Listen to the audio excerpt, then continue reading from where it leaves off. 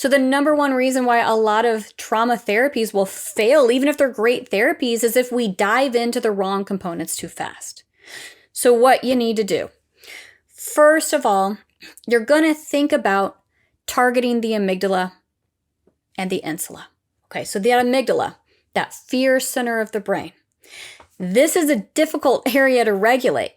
Okay, it's not easy, but actually the techniques are very simple. So think about it as simple but not easy. For the amygdala, you're going to need those relaxation techniques. You're going to need the deep breathing techniques. You're going to need those somatic techniques where you're breathing as you're moving. This is where the yoga comes in, the Tai Chi and the Qigong comes in. The mindfulness practices like progressive muscle relaxation. What we're doing is we're trying to relax the body and send those signals up to relax the amygdala. Okay, that's first and foremost. A goal that goes along with that aligns actually really nicely is we need to get the insula online.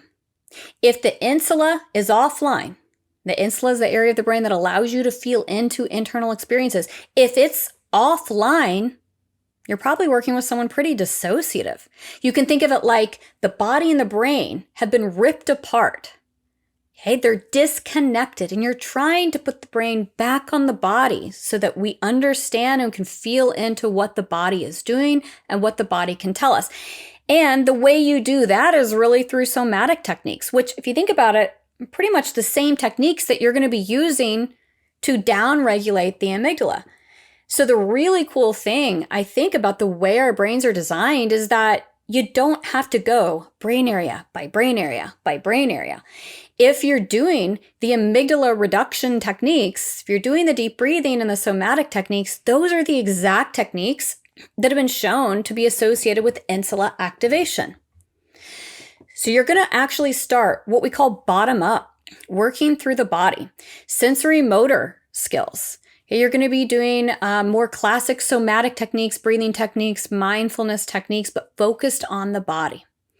When you get a sense that the client is able to practice these techniques and can feel some level of success with them, it's okay if the insula is not completely on all the time. It's okay if the amygdala is not completely downregulated. It's not going to be.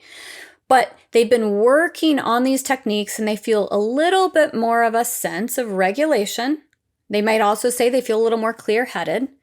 Then you might move into work focusing a little bit more on thoughts, memories. So memory reconsolidation techniques are going to be great for the hippocampus to strengthen and rebuild the hippocampus and to reconsolidate or shift traumatic memories in a way that doesn't erase them, but that makes them feel more tolerable.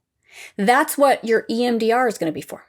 That's what your prolonged exposure is going to be for.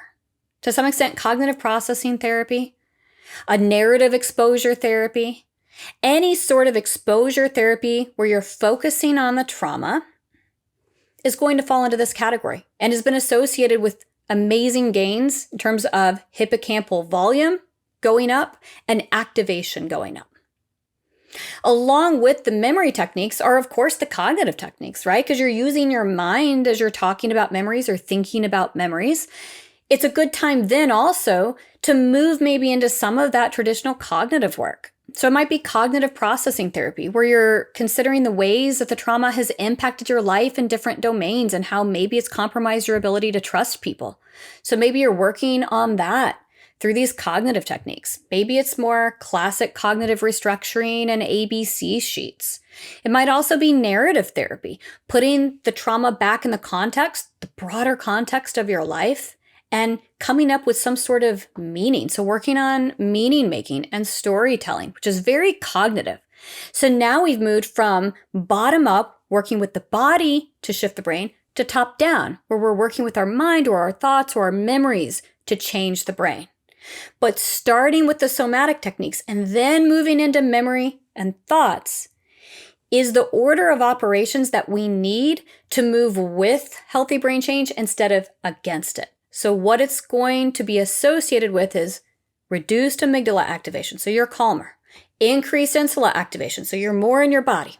Increased hippocampal activation, so memories feel less distressing and overwhelming. And more cingulate and prefrontal cortex activation. So you feel more in control of yourself. You're more clear-headed. You can focus better. You have better self-awareness and stronger relationships. All of those things together really are what make trauma treatment most effective.